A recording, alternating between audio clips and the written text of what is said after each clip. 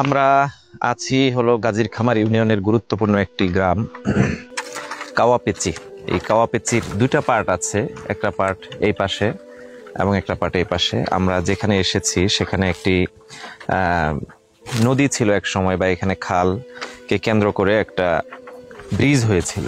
তো ব্রিজটা হওয়ার অল্প কয়েকদিনের মাথায় ভেঙে যায় এবং এটাও আজ প্রায় দীর্ঘ সময় চলছে। এটার কোনো প্রতিকার বা কোনো উন্নতি নাই, এভাবেই চলছে এই ব্রিজটি। তো আমরা সেই ব্রিজের বিষয় নিয়ে কথা বলার জন্য এসেছি। আসলে আমাদের সমাজ ব্যবস্থা বা আমাদের রাষ্ট্র ব্যবস্থা কীরকম, এই ব্রিজ দেখলেই সেটা বোঝা যায়। এতগুলো মানুষের বসবাস এখানে, প্রায় আমরা শুনেছি এখানে 3000-এর বেশি মানুষের বসবাস। এখানে অনেকেই অসুস্থ হয়ে পড়লে তাদের চলাফেরা কঠিন হয়ে যায়। এখানে শিশুরা কিশোররা যখন স্কুলে যায়, মাদ্রাসায় যায়, তাদের জন্য যাতায়াত কঠিন হয়ে যায়। আমরা হয়তো এখন শীতকালে আছি, পানি নেই, এটা আমাদের জন্য মনে হচ্ছে যে খুব বেশি সমস্যা না, কিন্তু যখন পানি থাকে তখন এই ব্রিজ এলাকাটা, এই আশেপাশের সমস্ত এলাকা কতটা কঠিন হয়ে পড়ে, মানুষের জন্য নির্মম হয়ে পড়ে। আমি জানি না যারা এখানকার জনপ্রতিনিধি, বিগত দিনে যারা জনপ্রতিনিধি ছিলেন, তাদের মধ্যে মানবিকতা আছে কিনা, তারা এই মানুষের দুঃখগুলো বোঝার চেষ্টা করেন কিনা আমার জানা নেই। আমি মনে করছি এমন কারোর কাছেই এই দায়িত্বগুলো ছিল বা এখন পর্যন্ত আছে, যাদের হয় এই মানুষের প্রতি দরদ নেই, এই মানুষের প্রতি কোনো কমিটমেন্ট নেই, অথবা এই এলাকার প্রতি তাদের কোনো দায়বদ্ধতা নেই। অথচ আমাদের সম্মানিত ভোটাররা, এই এলাকার ভোটাররা ভোট দিয়ে তাদেরকে নির্বাচিত করেছে। আমি বিশেষভাবে এই কাওয়াপেচি এলাকার মানুষের সাথে সমবেথী। এখানে আমি আগেও এসেছি, এই ব্রিজ নিয়ে আমি আগেও কথা বলেছি এবং আমি অলরেডি সরকারের বিভিন্ন মহলের কাছেও গিয়ে কথা বলার চেষ্টা করেছি।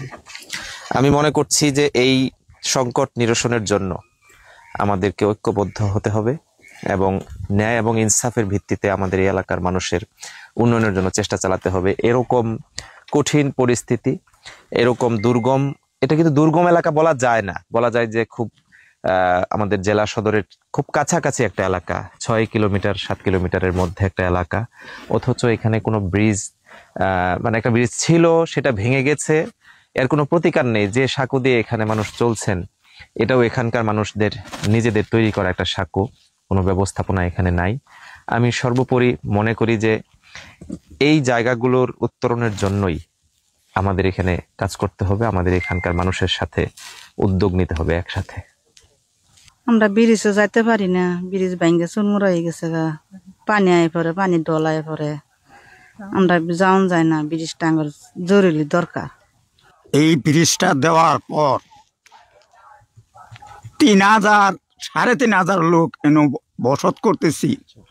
বহু কষ্টের পর আমাদের দিনগুলি অতিবাহিত হইতে যাচ্ছে।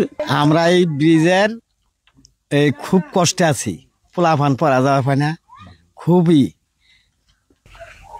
আমি স্কুলে যাইতে পারি না এই ব্রিজের কারণে, অনেক সমস্যা হয়।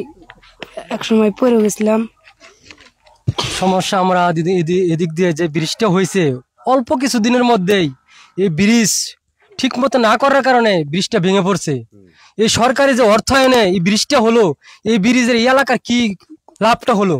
যদি এই ব্রিজটা ঠিক মতো মজবুত ভাবে স্বয়ংসম্পন্নভাবে হতো, তাহলে এই এলাকার মানুষের দুর্ভোগ না এত কঠিন হতো না। এদিক দিয়ে ছোট ছোট বাচ্চারা স্কুলের মাদ্রাসার যায়, অনেক সময় পা পিছলে খেয়ে নিচে পড়ে যায়, অনেক ছেলেরা অসুস্থ আহত হয়েছে। কাওয়াপেচির এই ভাঙা ব্রিজ থেকে বলছি, এই এলাকার মানুষদের মনটা ভেঙে গেছে বলা যায়। এত অনুন্নত একটা এলাকা, অথচ শহরের কাছাকাছি একটা এলাকাকে এভাবে অনুন্নত রাখা হয়েছে। আমি মনে করি যে এটা মানুষের সাথে একটা বিরাট বড় প্রতারণা করা হয়েছে। আমরা জেনেছি এই ব্রিজটির জন্য বরাদ্দ ছিল 50 লাখ টাকার উপরে। 1.5 কোটি টাকার একটা বরাদ্দের একটা ব্রিজ এরকম কয়েকদিনের মাথায় নতুন ব্রিজ ভেঙে পড়ে। এটি কত বড় ধরনের দুর্নীতি, কত বড় ধরনের রাহাজানি আমি জানি না। আমি মনে করি যে মানুষের এই দুর্নীতি, রাহাজানি, সন্ত্রাস যেগুলো আছে, এই সবের এগেনস্টে জাগার সময় হয়েছে। আমরা মানুষকে সাথে নিয়ে আগামী দিনে এই সমস্যাগুলো দূর করবো ইনশাআল্লাহ। আল্লাহ রব্বুল আলমিনের কাছে তৌফিক কামনা করছি। আল্লাহ রব্বুল আলমিন এই মানুষদেরকে ঐক্যবদ্ধ হওয়ার তৌফিক দান করুন এবং এই এলাকার সমস্যাগুলোকে দূর করার ক্ষেত্রে আমরা সহ সবাই মিলে আমরা ঐক্যবদ্ধ ভূমিকা পালন করবো ইনশাআল্লাহ।